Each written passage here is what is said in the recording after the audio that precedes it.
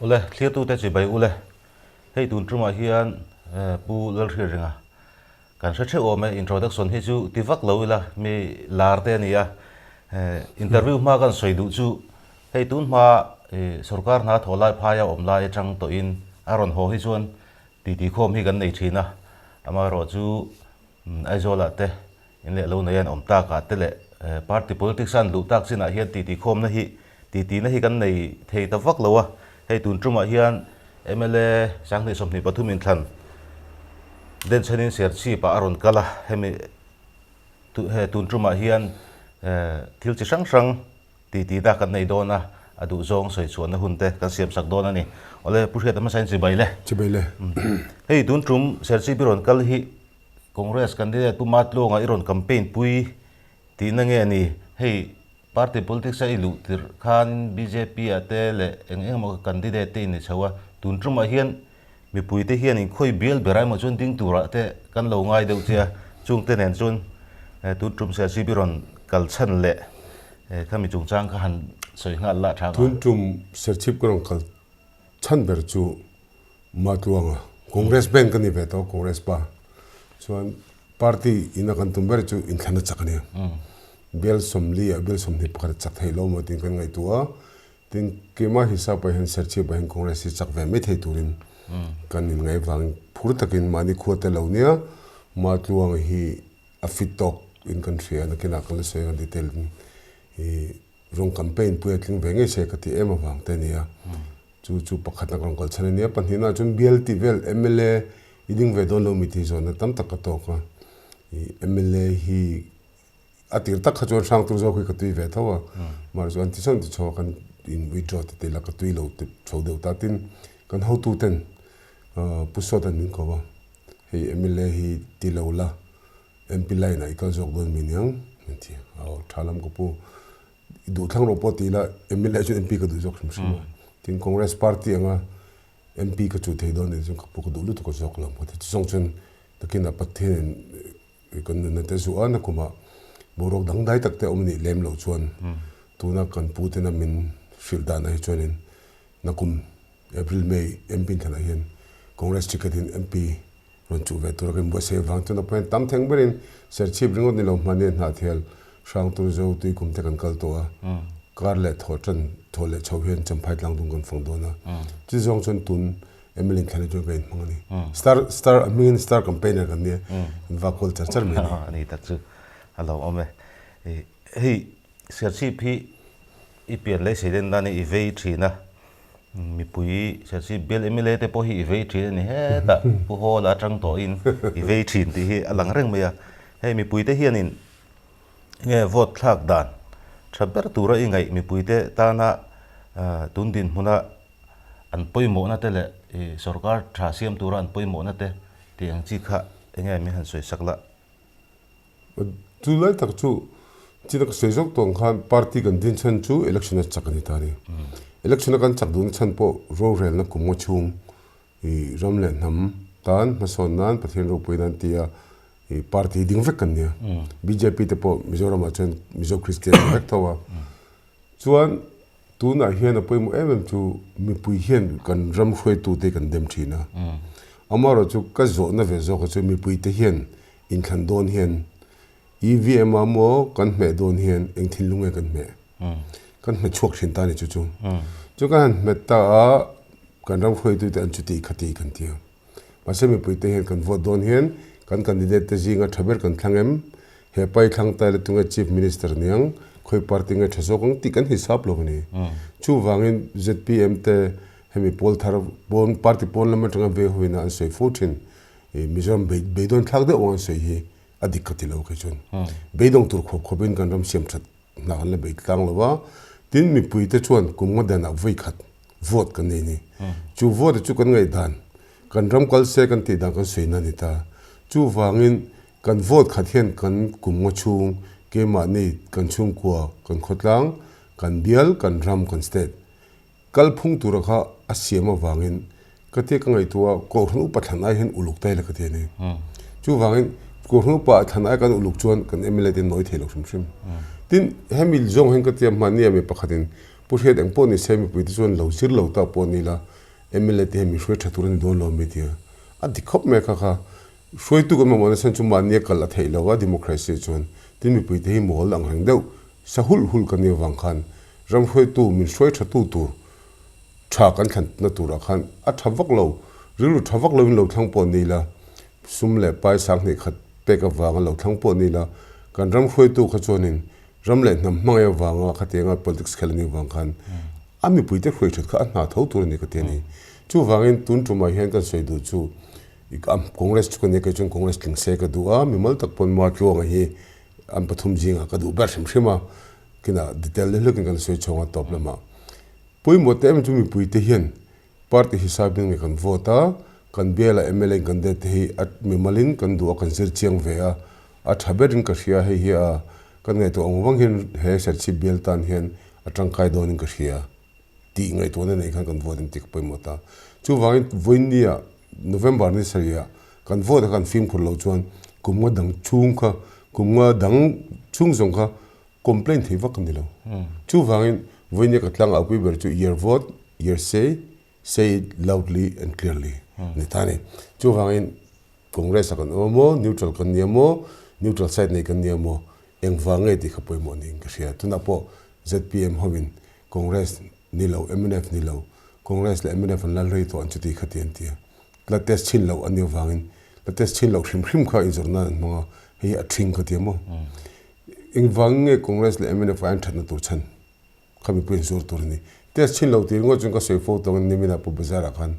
nu pakhat ka lo fiama pushet kan la test chin lo ti chu test ve ngai ni thia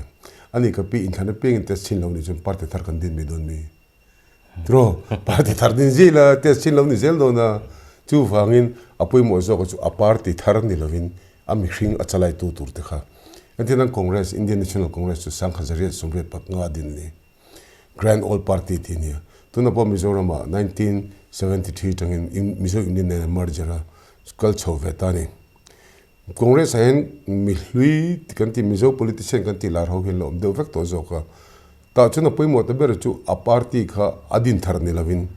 ngai to na thar nen mo grand all party chun tuna pulal than hola senior to wang community to lawa pulal so ta kan ta pulal so da pokum sum sari le pa ruk sari ti borvel chho to in kashia mor chu pu so da ngai to na kha tun ma congress a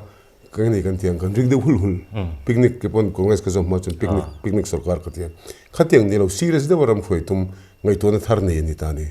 chu wangin i heta ZPM a party sang om to mi hlui kal khom party thar din ai chuan party hluia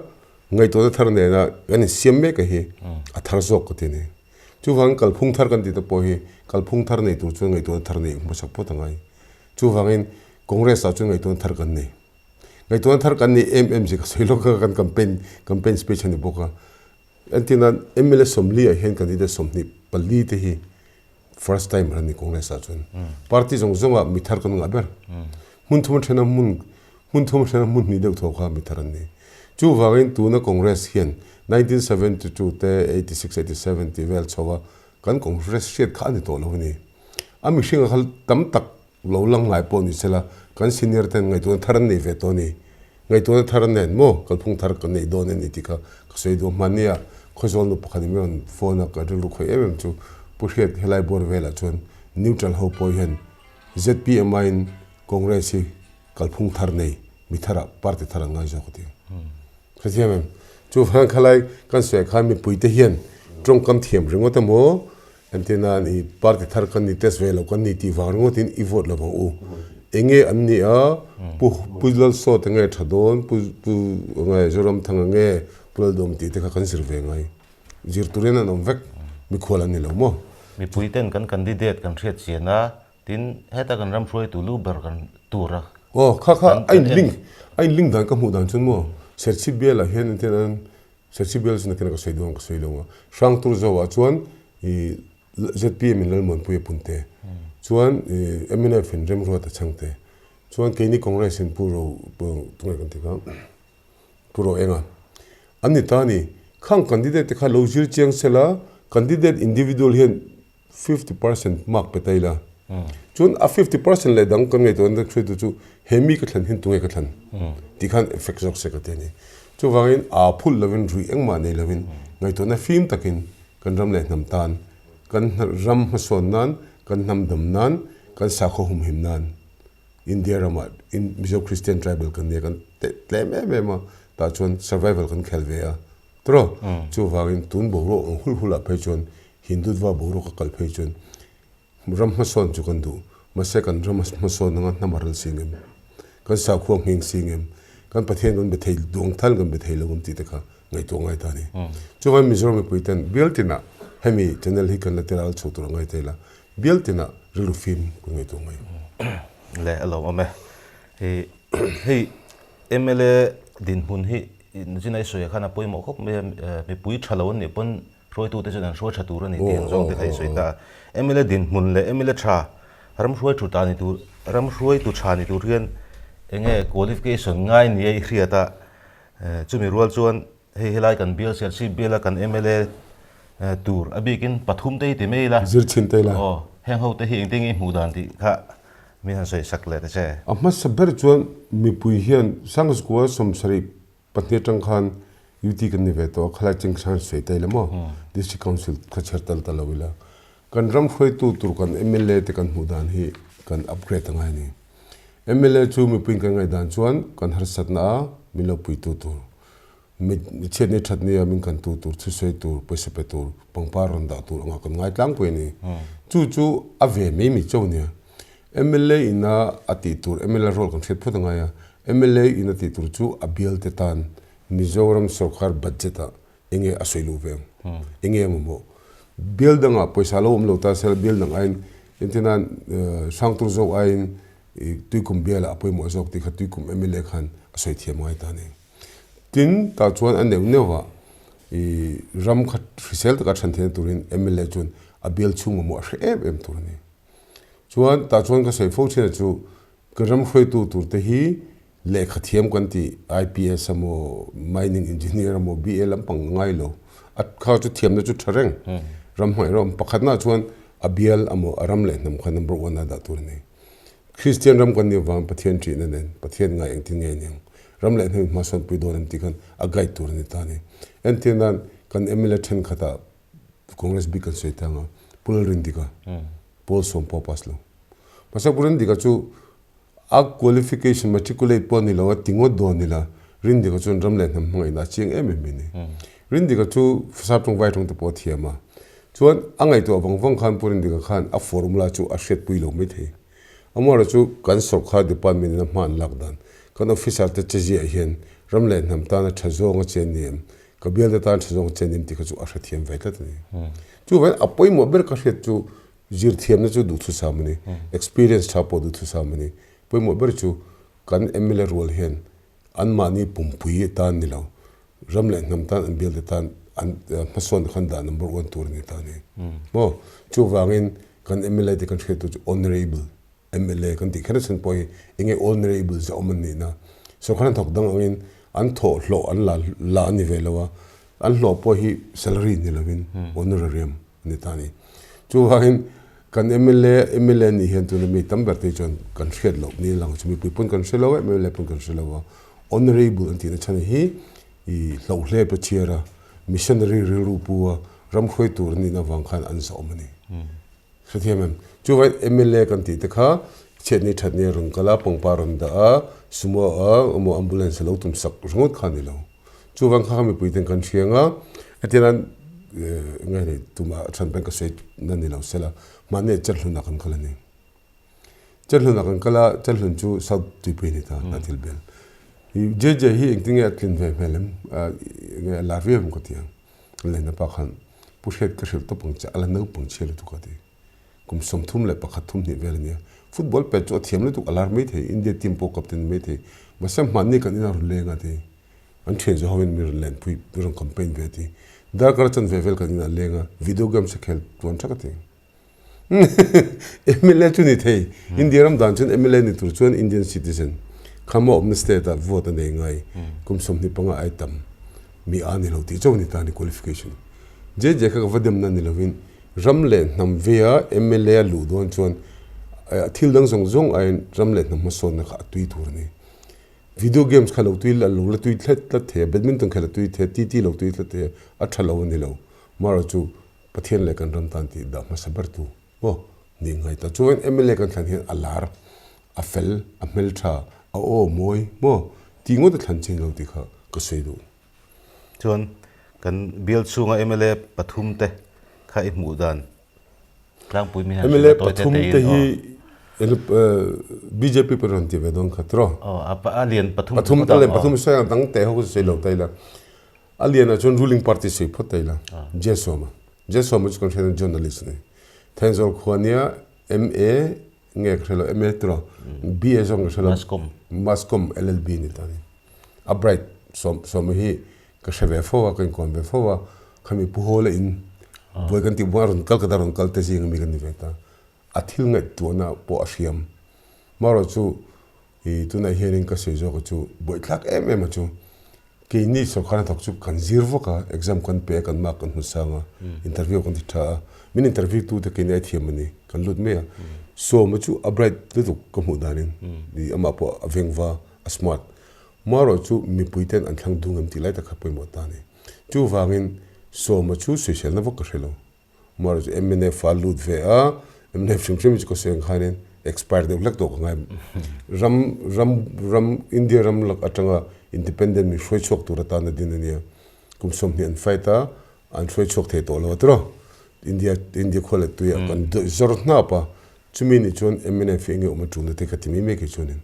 maro chu so ma chu tenzol khopania sa chi constituency mi le sania social tur san pa ko mi lo ke chonin amaro chu I ahman mo de ko ti ve thowa I tun hen tin nge hela ya hem malu tuk tak me khanin MNF khanin an puang boxia kha ka thiam chelawa MNF ani bogawa social tur san pa ko shalawa tin kan matlonga ve hilu taila matlonga hi lo public lawa tenzol pang chok thawnia mar matlonga chanchin jir hian tumru ve dak me hilu nia anau pantimila clearol chovel changhan ram le nam ve na lo ne ve pudu mangai poizet NPL lo zui khrep to chon ti chowa chon chimi nuwa enge ni MNF alud le alo tum ve chu helai se chi bir vel MLA ni helai bel tel ram le nam lo vel tanan thalo tho du ve chin to ani mandel lak to khanin ZNP nim ko shlo ta khan south the te polo te ve to chu wang pumat long chu lo pa big vak lo ma sela aton the lo re ve to ni tin ami je te hi ka mu dan chuan sumdong tumdoi zuar wholesale dealer hausani ta atai be me mini atum la hi ru phia na chu wangin ke chuan matluang hi serchip emila tan chu fit to ko tiamo tin le khathiam pa ngai nia ni po bi komuni engmuni ni ve mo chuan matluang ka lom em chu helai bel kan sei mi nga serchip bela chuan hei midang hisab phangai phalo ko thelo tenzol serchip new serchip in a train ni tenzol feeling danga serchip new serchip phi danga tile ni new serchip anti serchip vaklo in tenzol hodna pone lem lo wati an mu hen mu ve ta mati pushet in veng ni in veng kan lu thu ngai ti me khating khan MLA ni tumne asir na sahle me ni kriemo chu anita tin pudu am bero rage kan share dangin 19 IPS officer in 1984 ra 1983 kum to paluta congress 84 ra khan ti chawa MP te poni to MLA te poni to chuan pudom hi chu a dream better ni ka shed chu CM Mizoram CM chief minister ni vedua chief minister ni tu chun MLA ni ngai sia chu wangin tu na 2018 atlin na te by election na dewa han chakdew thin le na te khan ama hi be se CM ning ka shemo ami wal taka chuan kina detailin ama chanchin kala soile lokunga ne kha chu ahani kan da sanin pudom haju asana zir thamani ama pudom chu chuan pudu amma atha mani mi pakhat ka so enge pudu mi du ne em chan ka ti asoi sa ka asoi koi tu mumal selo ato ba chen adu lo mala ke chen ko du sim enge ni angong se hin in me ka ti chu min du ne tur chanan zon ta to chon ti ngai nom lo mo chu wangin pudom kha ala khalfu mai the ka shelawa an tha thokhat vek chung ka sia tin na china ka sei le lo ka kha kan MLA te kha kan than na boru ka kha afu chuan tuna pentina congress ka beidong tel ti ta tro puhola vi nga vi velani kre ser chepen emilenia puhola laga kan beidong em ani la puhola kan khanling khan puhola laga beidong turin puhola laga enge kan bisi nge ks dorin kalen dor mi tips kan la vota tips la vota mo i khate thar lo be se la vote in kha vote kha chon kan emile ta mo laga khan be se kan ni thiang to lo chu wangin be se kan ne ko mo chung kan jim to the turin kan emile te khamo in khan doni hei i soi se ti la si lo ti ya kan jim to the tur khan in leizong ne lovin an alu be ka tang lovin ngai to na film ne kan vote ngai atlang pu to na tha ka te veka congress po ni lo taila ke chon ma tlong hei chu a class chu sang de uber ka te chim nè pudo mà thani kan dangan tui pudo mà hi nè social media te kan lo moi tui subject specialist na ti ani em se ti mai tur ne kan lu tak main hi party lian sang din mun Mizoram tun din muna imudan MNF Congress ZPM chung ho chu imudan himhinan soi sak le lok la okay chine se zok kan BJP kan lu zok ni BJP kan lu zok chan kha ka soi le lok ngo ke ma ke se fiat pa nam phe I platform ko mong chang kai lok no BJP kan lian chho ni hindu sa kho tilen India ram hi hindu style kalpui mo hindu rashtra antumani ti kha ka mutikaran muthiam ho de ni maro chu Mizoram Mizo Christian takin lo BJP taila an hindutva movement kha Mizo Christian takin an mani boma an trench khura ngai BJP trench khura ngai khan lo chilila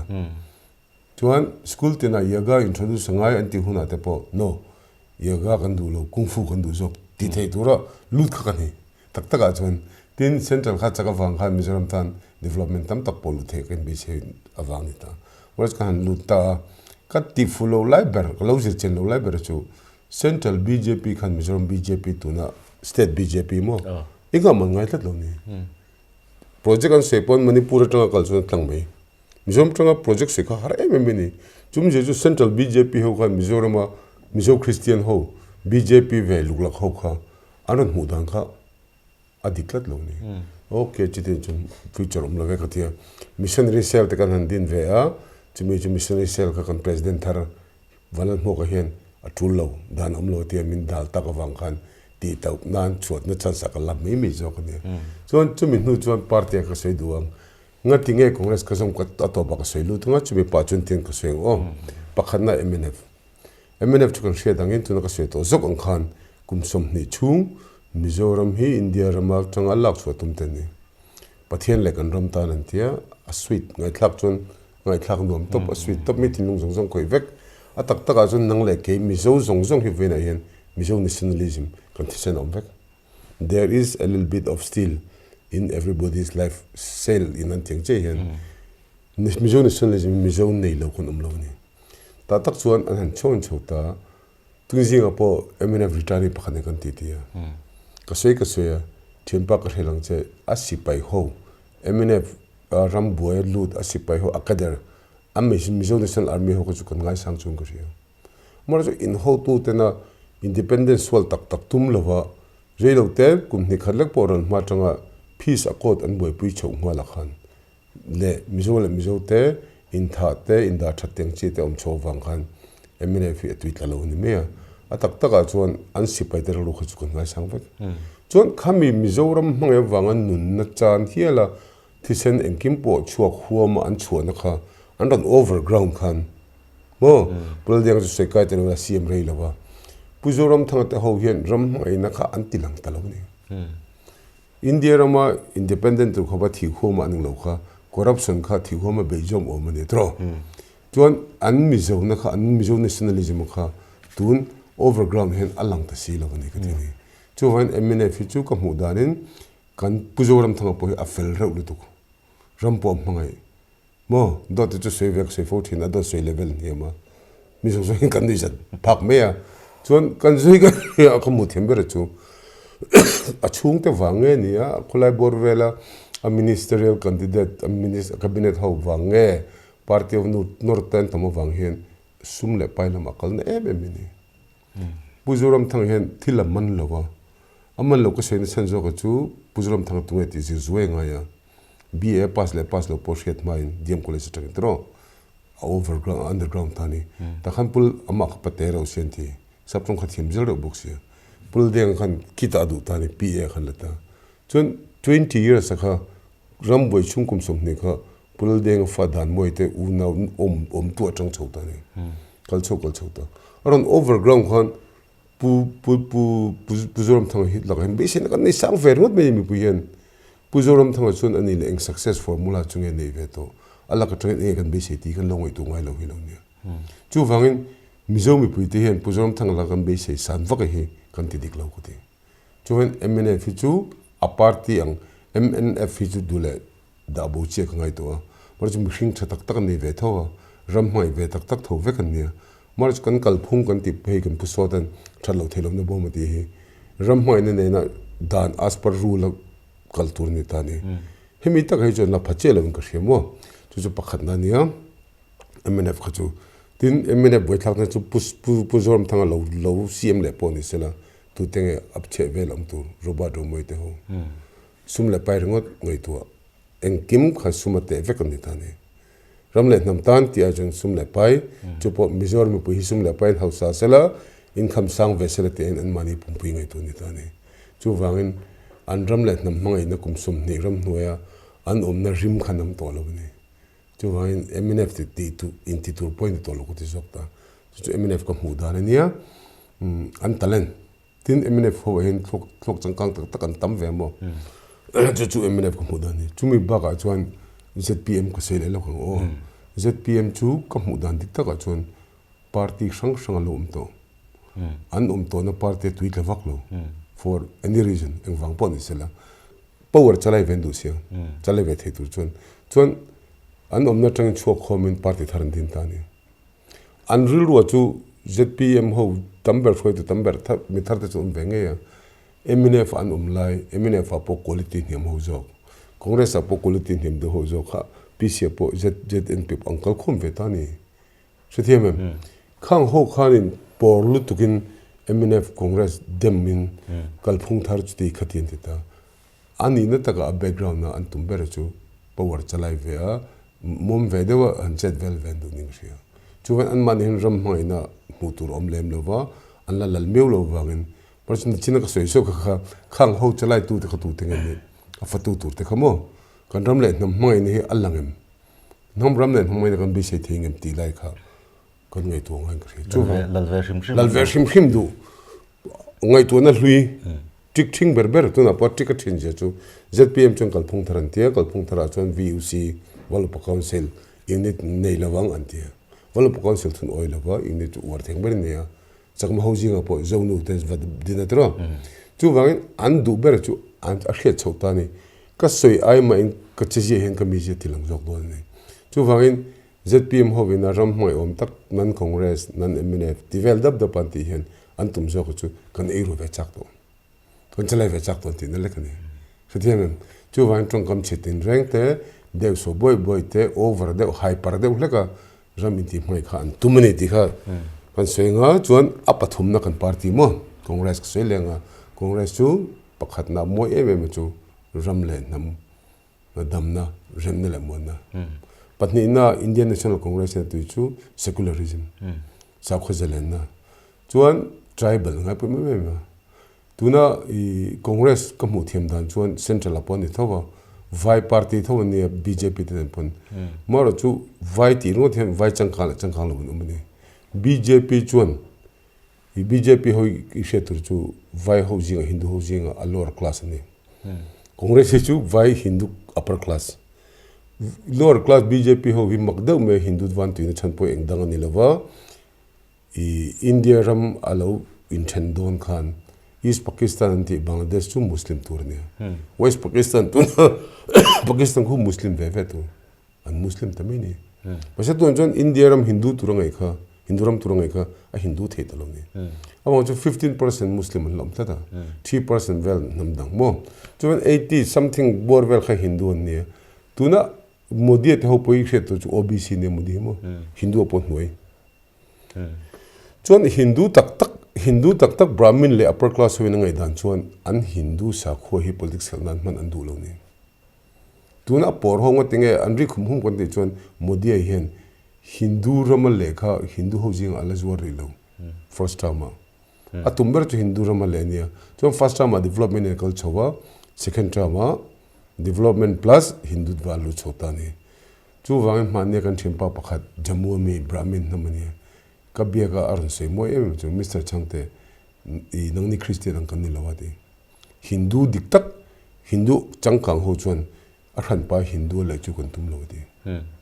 tuna BJP RSS te ho chu Hindu changkang lo ho ne ti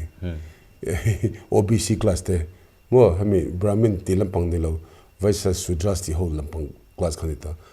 an lo lak vel le lo ve vung da em sen chu engdang ni lo an Muslim u naw te laka hanin lak por vel rabe vel khan lo du khan ne mo chu wangin kha BJP ne khami opposition kha Congress kan umta ne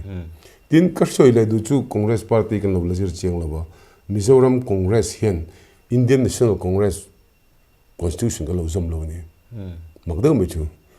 MPCC Mizoram Pradesh Congress Committee Nivesi Khan constitution kan ne thlap ente Mizoram BJP chon BJP constitution puin ring masek Mizoram Congress chon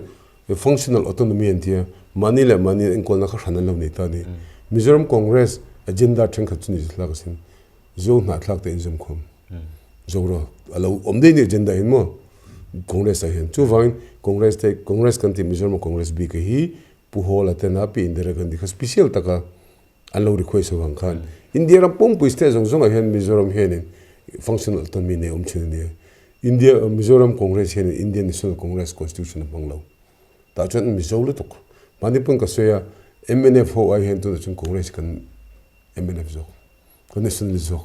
ti kha ka soy do tani chu wangin Congress hi ka tia Mizo checkmil ani tani tribal ngai pe mo mani rahul ron kalpana asoi kha I Congress chon unity in diversity ngai pe mo mi culture sang background sang te kha Indian united do mase BJP chon Hindu united do tani kha BJP le Congress kan dang chu wangin tun bogruak te ngai nei hun lo local zel turatan pon Mizo Christian ina kan mo em chu kan zalen na kan mo MP pakhat kan ne ya Rajya Sabha Lok Sabha bovek po ni la min thai bo sapo ni san poitilo prathem keini kha ni tan I mason kan ni lo hling kan ni chom ngai boxi la chapo zui boxi kan ne mo chu vain min ra be kha chu an thredo lo ti khosei du chu vain ka mu dan wang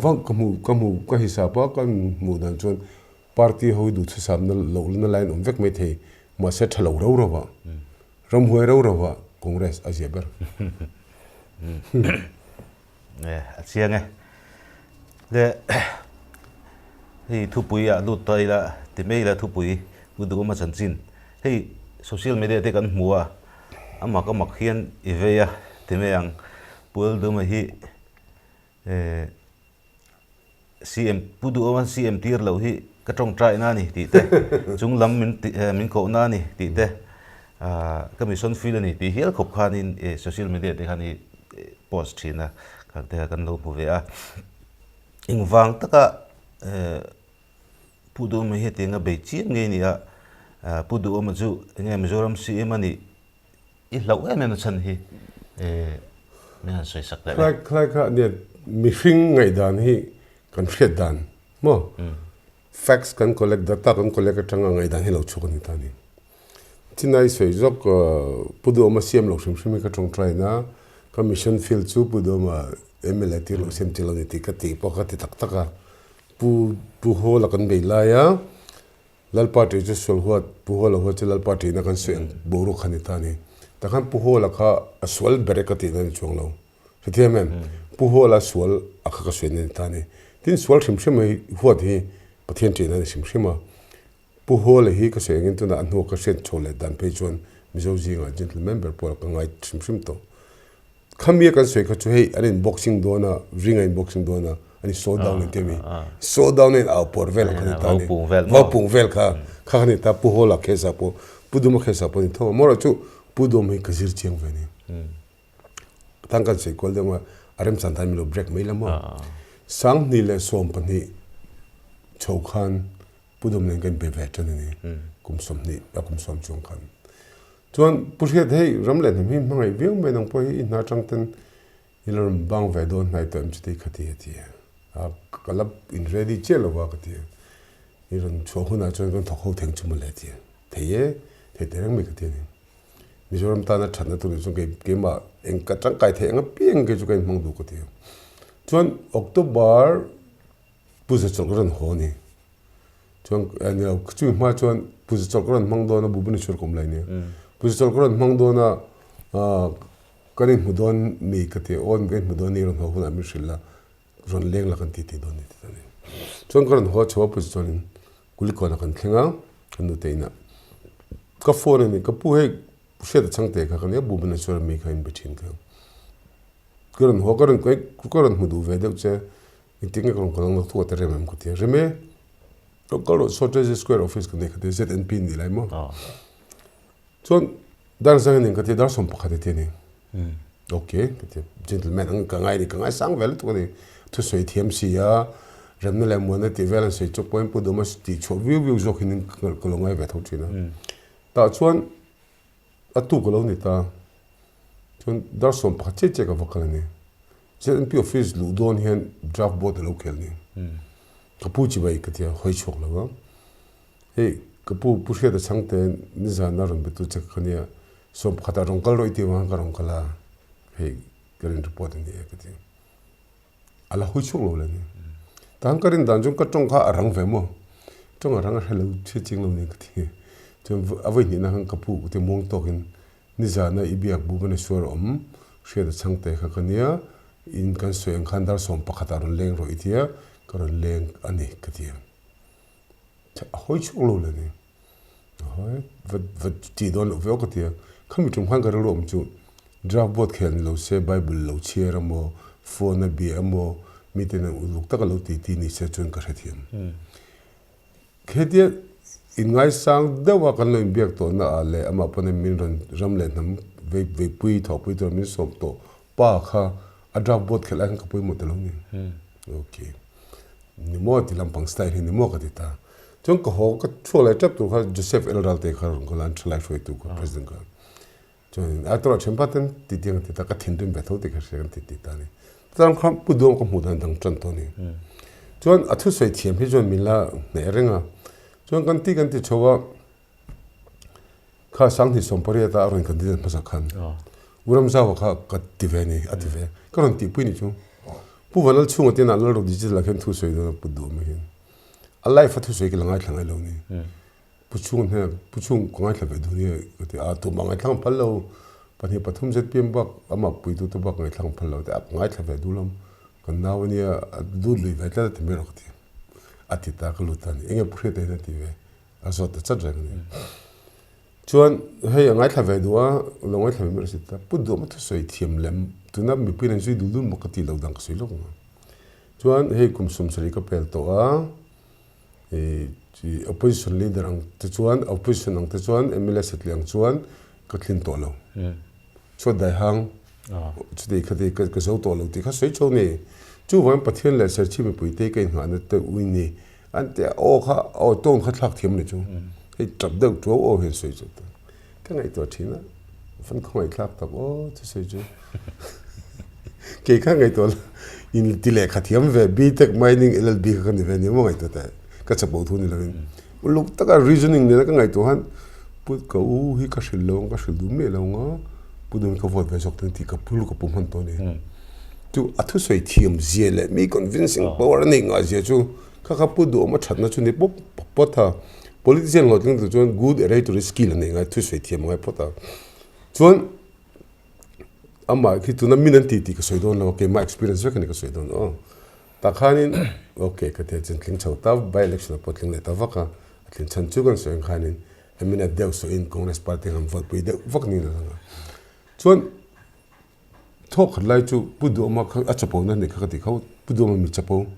awang chu ron leng ro ti pa po abra vote khel and da pui mo lo zo sheda sangte kai ngai sanga ti wang am ni lovin kai be fel to appointment ka siam vek to chuta po phone lo mga bible chera thente lo ti ti khun khan de ka tha thiam le mase a draft board khel po ko zuk ti attention kan min pe thelo chen ko min ra so mi chapo ko ti chon a chapo le na dang ka soi le du chu kha a chapo ko ti bem ton sin ta ni a chapo le na em dang chu he kan ti kan te kan soi chu ta pudu ma har sat na ber ni lang chu thil in ti ria she tak si lo she vezul si oi ko ba ria mi tenan oi tur tok le ga thil ria ma se ram le nam ta na man tlak tur khopa engai ne knowledge ne le si lo khani ta ni sang ni som ne pakhat state ramri boy asam ne kan ti boy tra national tv ka lang ve zau zau ha chuan miron biani kal ni kha chu khamit bor chau khan purhet man ni chu inti ti na kalo infu ve sab tung thia ma subject pe lo thel he me karong congratulate ve chini ti o kapu ka valom ve nang niang vual lina milo congratulation ka ti ta ni chuan chu ta chuan ma se ati ta ni tu ma se kom ka ta I 509 Sangale Pakua square miles inner line reserve forest itika 509 square miles anilawa 1337 something kilometer zo ka zaw ni ta no ko pum je chu tu ne sei kha chu square kilometer in sei ke sei kha chu square miles ni square mile khathi kilometer le don 3.37 vel pun ti anga ya kilometer square kilometer sei ke square miles in engma har sat nam lo ta angoi ta ni an ni thak je chuan alatlom du lo le ni en lo ni ishir lo pakhat om le ti le ta ni 509 square inner line square miles inner line of forest kha asama kan saldi tolom ti ta deu mi ni chu ti chu ka pu chu kal ngai pudom kha ngai sang to lo do se por hat ti kre tho mo se an sei kan on so om thim sin kan saldi tolom ron ti je ni mo ka pu chu wang ngai chin mo asam hi kan lo nur ngam lo ani le ka pu eng ti kum vel ang kan sal district council huna ngai ibti huna ka ta rang lu tu ripat khan 19 May 1965 on the lenga pui kan ti ko mo ni tak chini va je lo ve ok ti ani le ke kha common sense ha lo lu le ni ke po engineer kan ya thil hriat chen du mi kan ya what why how what is the problem why it has become a problem ti should be mi kan ta ni ani le ka po chu te ni cho official gazette om velo mi ka ti o me ti ani le official gazette chu iniyem ka ni ye ti le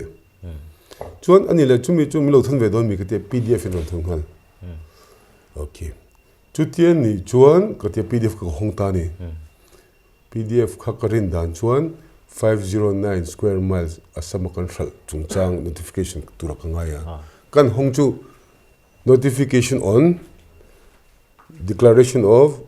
ngani Mizoram lui som paruk riverine reserve forest izek zo khalo ni Diamem, chumi ka samje chu thil kheni chu dulu tuk. Mase amman tangkai tura shriata zirpe na tema ka khanela siloni. Chu wangin ai in thil tin shriat le asoi khove hi min bum na level atan puzoram thangan dot level niam takin soya kan nui huwa kan nui meya chumi ledlinga che chon pulal dum chon dot level sang de soitani. Chu ka huat na em pakhachuni tani. Heram hi amangaya alo zirpe a hriang na hriani chon thudang. Okay, tu poni se laldo poni se XYZ poni se raman shoi thian tai mani jon shoi miro se amor chu pudu ma thil soi dan le thim dan ne lang hi mi pui min bum na tok veli na zirni chu pa chon min ra shola tum dan te setiamen khang kha asang ani katini chu vain pudu man ram le nam hi amngai thot lo ni chu vain mangai chuni se zir pe nga ka a hret lo te popom veng hret bel tu mang chuan pakhalle ka sele chu a technical knowledge tun assembly akhan amasa jok mo special assembly amasa jok budget akhan soi chone te samel bon Mizoram GDP hi alak la niam charcharati chumi koma chuan 12% ania kumla chuan minus 12% ania akumla minus 9 atla niamati omje shelo ra se kha minus 12 atanga minus 9 na akai chuan asang ti nani number re alia chuan ate khali sini chu khami pok a hrele chunglo tu ten mo tbc te hop ten fit ni kringa mani po tbc ne na kai huwa TBC i chinglat i chadang ka tinga tinge ti pudo ma hi idu saklo zo ka mul phu sai tinge ting thau shil fe thiam ve bok ta sai ka ti ai so la me khret ya ti chu ba ngin ka sai chu shelo ni ka poi lo ko vel khret na zau to lu to ka shelo zo ne ti ka mo chang kang ma se shelo wang poi lo wa she si lo in ti she khan ro ma ti boi ta ne ka ti man chu wang chu ni mo ado se level ado se level asang me mo chu man tlak tak takin thule lai a hre si lo facts finding ka ZPM chung takin resource base anga ka an ti ve chang kang wen ani le si lo wa chu ko huat na ni ta ni a chapo ne chu ko sei kha ama mo lo re chu a raprol duwa ama mo ho chu an phe ko le sak du ti bor vel tu ni mi chapo mo thir sa tak tak si lo wa mi shoi kol tu mani ta ni chuan pakhat le kan se chu ramri ka sei ta tro mathematical technical understanding nga ya ram fre to pe chon chuan pudo man ni thak le em pakhat chu inge kan tiang ignite studio khan an kan ko mani tro ko ma eng mani MZP ho nga ni I bo se ka khelo wa I mi le nga sang lo ti hlau lu to ko he boi thak a complex infinity complex nei ka tiamo ke chu an chen ni mina po two wheelers taxi ka chong me ka pension law effect lo ba ka choi tu lo chong lo wa she da sang te ngai reng Mercedes car pon kalila ngai reng kani nang kalang ngam ni ki chu pudo ma chu a she lo te ni nang ang lang khangam to lo ni Ignes studio khan an zo an soi choni MPSC chairman ti te CIC khan chief information commissioner khan ti vela te mo ti ngai hen pi CM le opposition leader in kan soi dun thina ti ni tra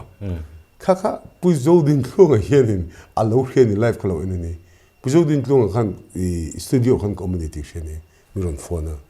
cheta karon text cha kha text kalo cher ulula lo zote om je kham ya kal khom khan Mizoram assembly hian opposition leader kan nei lo ni ti an hriata an hritu rangai lu sim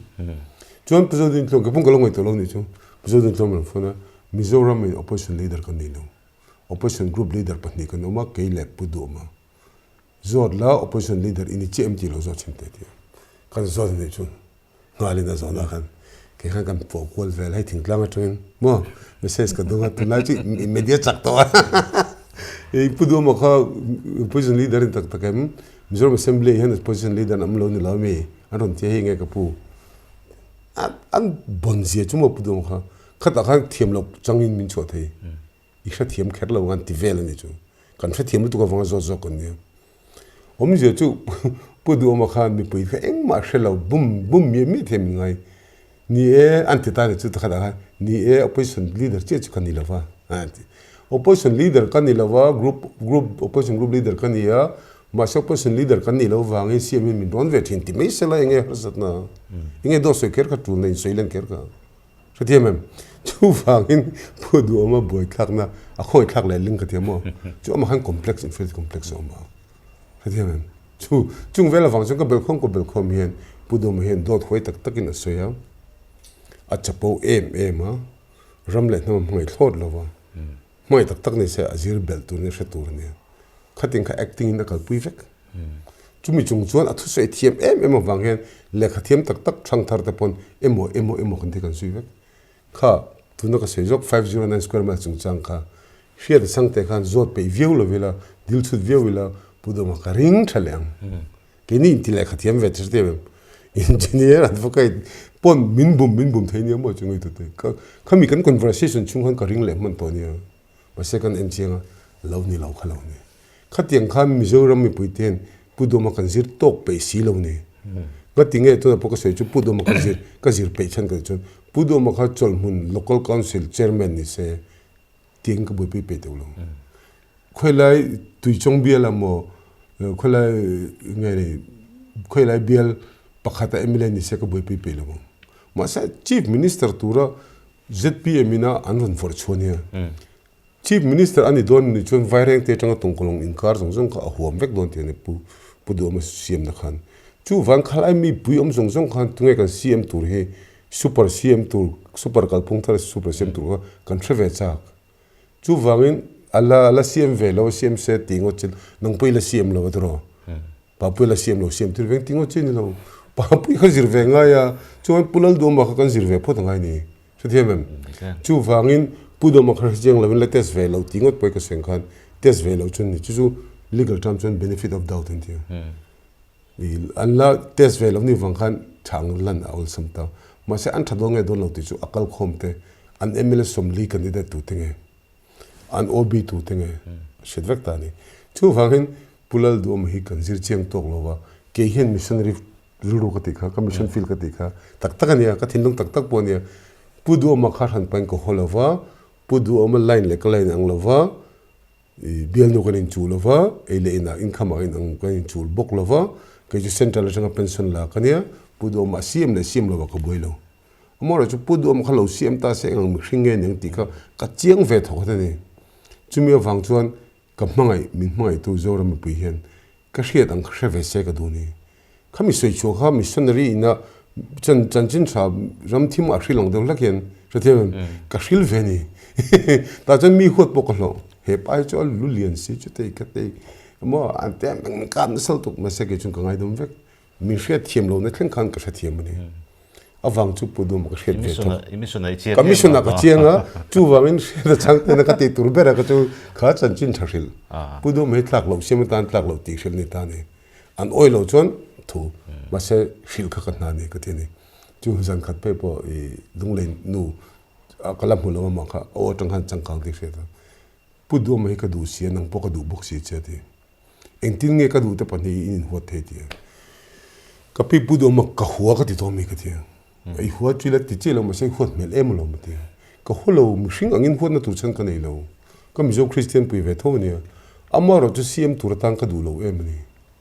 cm tlak ka ngai lo ni ka ti ingai lo tlak chan mi sil te ka pi huni nei ma te nei ka ngai thlat lai war thak peng che ti so i chodun ta ni ni mo chu te ni chon ke chu pu do hi itong pong ho sim muk lo ti cm tan i lo du lo chong lo ni so ni mo te ni cm tur chon MLA ni nga ya serchi ba khen MLA ni to lo se ka du chu vain pu do mo MLA lo na tur hi ka ngai to ve to ka pathian thu takin se them ke ma chuan a pathian thu na bible ko tur chu ka chuang lo ma ro chu sual huat ka ting do pu hol thok lai sual huat ka ting do ka beng be ka ni ta ni chu wang ka soi tu ma chu pu do ma hi CM ni lo deputy CM art and culture minister ti wel ni senge puina a khong ai thak ve to tro kum somni bor ve lo te kwal ve to minister te ni ve se chu tha ka ti ma ro chu CM kere chu akan ti fulong ti karing net emni chu ka sei chu du lai tak chu ni ta tin puduma chungchanga atop lampang nan ti meang si hui chungchanga kha tul thina thleng kha kami kha soi kon fi view thina tin puduma kha puwana na interview te pokan lo ena an soi fi lim ang rang view se kami chungchanga kha nge han soi du nei nu la mo nga tinge purhe ta hen si muya an ka lu ma ka kan chung te pon ni lawa tol thi ni ve me nga tinge be fo a be nge zir chou reng ti khai nge to me the pudu me hi mishing interesting lu to thin phudet lo do soi thiam kon tu do da soi ni ti vashil tu po do se zo ka min cho thiam ti khan ni ta ni chon pudu me hi mishing in sample testing sample ha ti rim ka ti chon kan zir cheng chawa line paper kan emo puduma case ka hi final report and tani hemi case hi si muya puduma huan tlong lui kama a huan helam pang opposition solam panga mi silai ka hlum thi chung chang khani chun he case ka akala chuan witness te pon la puduma te po statement unlock saka ma se an wind up anti top la tani chu case puitling lak ani love tin police in final report in sema court an thelu tani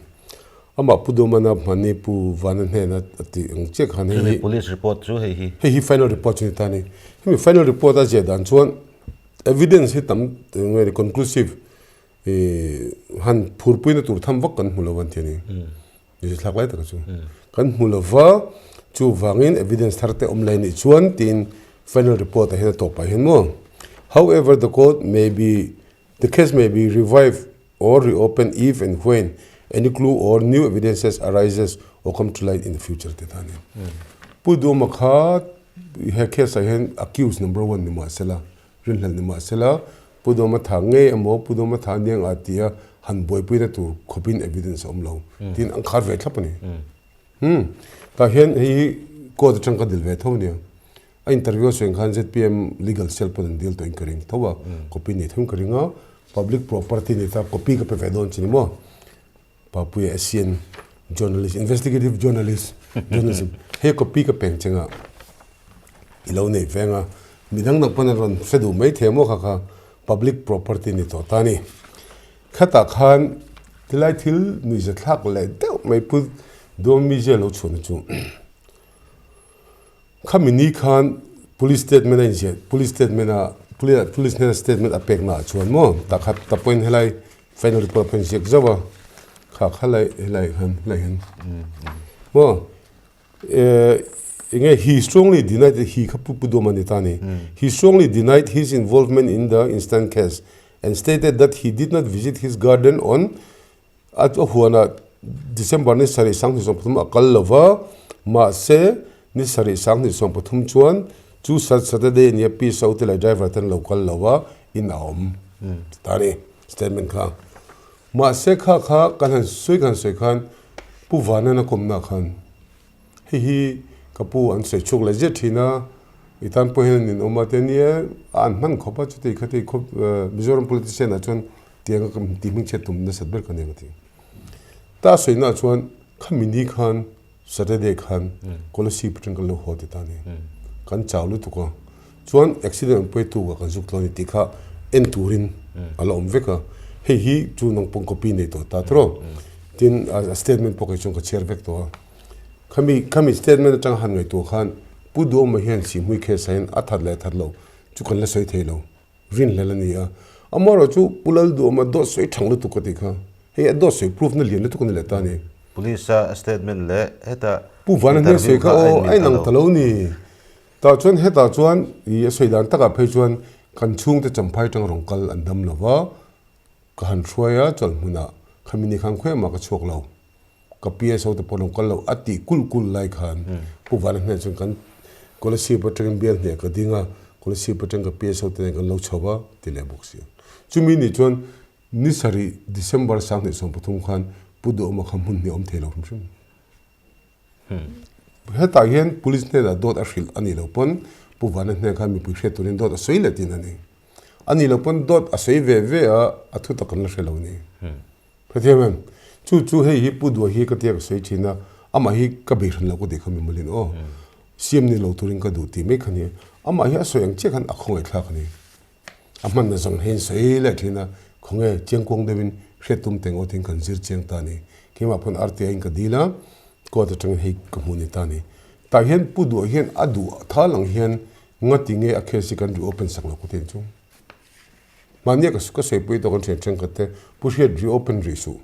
tuna chung pu do ma be tur ti jing ilara hei hi khe open tura I move le pal chuan mimalin a khol le me ting che cheni chu van okay ni ekati ma se pu do mi hi tak taka chuan alo CM talo MLA talo ani pon amo alo CM tani pon he case hi ari open arim changa tin ama du thu sang mongwe pon ti sak tulin ka sia ani lo pon athiam lo mi lo eng mai nam noi na ne lo tak taka heta statement pek le pu van statement kha ai sa soirem thailom tin chung tinga ZPM ho po hen a case kan ru open ti lo athiam tu chu ni tani khlai tak te ka sei tum chok lai tak chini pu du ma kha pu she da khan ka ngei lu tu ka nge ni do sei mangtin boruwa ka pu ani lo acha jiele ti yen integrity anti mishing ngai da mumal tak hi ani lo shim chus kan siam tir ka al aphalom lo tu kani chung ka sei chone chan ju poj ka seng khan lo siam ta poni se ka thak sep don chung lo ka sei ti lo phadon chung lo mar chu siam ni na ta na kan ram khoi dan tu hisab ka mu khan adot mu hlum jong te bel khom khan mo abon don lo e mo ka ti chuan heram le nam ka hmai wangte pathian thu to ka wangte pon sual huat diglo huat ka kala tui pui renga sethiam pu hola tang tong kala tui pui renga hemi ka ti na khonga hian pudo me hian pen ko holova chuan hemi hi a seng che khan among an thak ve a man manen ron thar la tina chuan once and for all in open and shut case in tirla case po hi vi open le sela chu in than bor chun ngori tai la katia chu poklo sei chu kan pudo ma hi pushe de hen atong pong huata hepa la hi mi se sela pe em min ti ringot lo nan min ti po ni lo thiam chuan te pakha ta ka sei chu pudo ma ni case ni slak lo chu tungelal do ma ti bu khi sheve me thia pudo ma chanchin bon to kan je kan a jek to popular chuna lo leng la kan ina pu chon engtinge pudo ma chanchin in van nem em ve a katia kan zin le ne ma ni je ka a min kan tum sakal ti ta de ya khatiang khani mo chu vain pudo ma kha atong kam thiam le nge ni orator skill pathian thunen bible chang calvary nge ni manifesto ti vela soe wang khan thu di ka soe vek big lo ni ho wi ngai to cheng u pudo ma hi le la ma chu mi khoi thak ni mo ti khak sa chi me puya le mizoram pu kha soe chop thena tur tan I platform me kan mang ka lam khop me ti kha kan soe du le a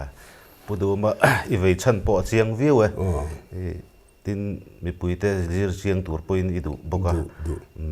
le atop lampang nai don tai la hei mitam takin social activities atan hian it khop mai che enge mo chen kha in tala lok khop mai ka ria khateng hunlai pokan tin ba ka khotlang din hun te ve ya kha progressive society khang te po hian dia chala enge mo zat phaila ma na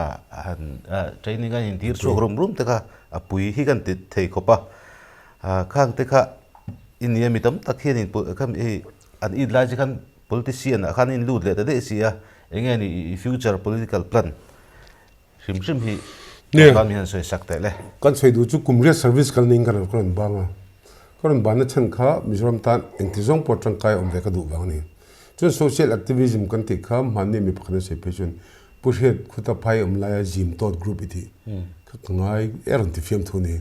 jim tot tura rung kal kan ke pun tang kai dang kha mase mizoram state I kanram khoi tu tena dikta ka ti sham mai dik lo ta ka ti sham an tum dara mai hen social activism kha effective vak lo ni awal chan chu thil dik an thelo ni lo ba thil dik sharang chunga ti dik lo lu en tu wang khan social activities kha je nei lo ni chu wang tu na hen chu karil rus ka sei chu congress a pomila presbyterian ponil congress a pomila I kada poi ma ber chu miso christian kanram le nam ta ni ta takhan I politics sain khongai kan lut ve teng kadita politics sa ka ludom pen kai to bene sele tu BJP ka soin khan kala chiang lo MP kan de independent in kan tla ka party eng mo mangai ka thia BJP ka lu khan BJP tangin MLA MP kan ti lam pang kai to chung lo BJP ka chung am ka sei tong khan BJP thlitle lo dal to lut ka de jam lo thla som che ko ma sachiba by election garanti le khan BJP ka chosan to miron thlem thua paisa sem tur khoming ka she ron ris ve me kan tu na chon serious takin congress a hian mo congress ka platform mangin kanram le nam the effective dul tukin thei ti ka be se chu ban a shimin ka tia MLA ni te MP ni te po hi idea kan nei tha em te ni lem lo chun enge chu ve vak turum tro chu wangin khlai ta ang ka tumber chu kum sungwa le pariat kani to atuna tro kum som sare thleng polo effective don ta ni la kum som bak future kani to no chu he kum som hi engting he ram le nam ta hin kaman tang kai to pe kan ti chau chenga kan ho tu te hianin kan congress party ho tu te na kuma MP tan tin min soi mu tak na chungin eng wang point MP kha lo te lo tai mo lo thling lo ta pon ila tu na ka du dan tak chun advocate zong kala consultancy firm mo human resource development lama luwa house line de lakat le ma lu le zoi ka du ka sak lo wangin chu wang kha ram le nam tan ka ti the dan kha ka MLA ve tu shim ne mo ka MP ve tu shim ti nge dang ka nei lo ka tong trai nangin pathian ne na he ram le nam tan europe nan atang kai theng berin lal pa min hong rok tiang chi top khani me tuna po ni zan khan Facebook khal comment ka chira he pa la ek che thiam har MLA ni ve tu nga ni lo chu phur ber atang le bok se ti je tu mi ngai dang kha ngai te poi mo chu poi mo ma se mi ngai dan om ngai lo mo kan ngai dan di ka om khangai min like lo kha chu tha min lo ngai san chu kan lo vek min ngai sang lo ni pun ka pa se dan eng vang em ni ngai san mo eng vang em ngai san lo ka poi mo jok entinan kalau ngai sang ta che ka ngai san na chan che kai nge entinan mana paisa min puktir to wange imije ka ngai sang nge dik poi mo tin tuna mitam tak abik takin ZPM mission pain ka dolo ba third party lom poi tha ka tilu tu ka mar chu pudu ma hi ammi malin ka do chong lo ba asiam thelo na ngai to char ka ni me ya chu siam ka du lo chan po ka sa chenga pudu ma hardcore sau te hen tuna min do tu tam ber hi mane mi phane se puhia thengi iron chu ma ngai sang tu chen ne iron chu khan be se ta ka chuan BJP lu chut kha an boi phota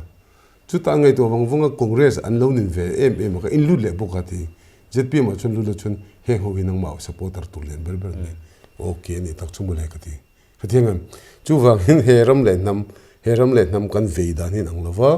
tin thil rek reng ka soidu to ba ka soidu chu kan nun zia kan ni tin nun zia hi kan ngai to na level bakin ati the tak lo chu wang kan ram le nam chang kang turte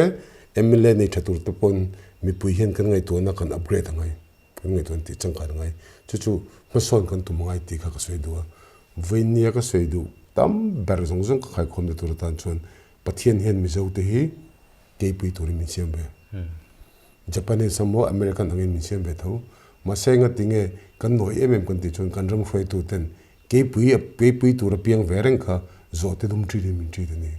zo te dum mo di tan to mi chom ngai nilum ai me tur ti me tur mo kan ti to ke pui kan le ni ti thing hil lawila mo mizo Christian te hen future bright to kon ni cultivate yes we can do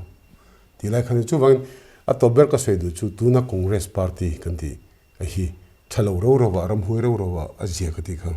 a je na chan chu congress a hen neutral ke niang chi ram ve top MLA ni po tum san MLA MP po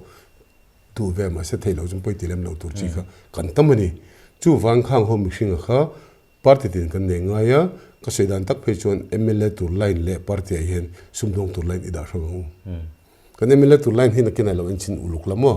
hriat puya kan ti te kha hrem MSU hriat puya te hote poisa po nei lo le no pang samli pot ling thamu ma lo ho khani ta ni chu wangin puso to ho hian puso to pu upa ve to tho a last period a last inning ve to ni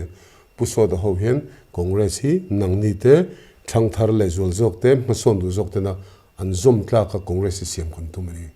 kan siam mekin ka hre chu wangin mani khozol ni na sei puhe neutral ho chuan ZPM hin congress kan en neutral to jok chu sin ti kal phung thar jok mo chu chine eng po ni sela du sang ber klan vekla ser chi be puite kan khuwa kan bial puite pudo mak siam lo se ka du na chan kha ka sei cheng thoka din ka hria kha chu min hot bel pha pon te enom lo wa allo vote phal lo pha pon okay ni ka tumber zo ka chu hi aran pain huat na ka nei lo wa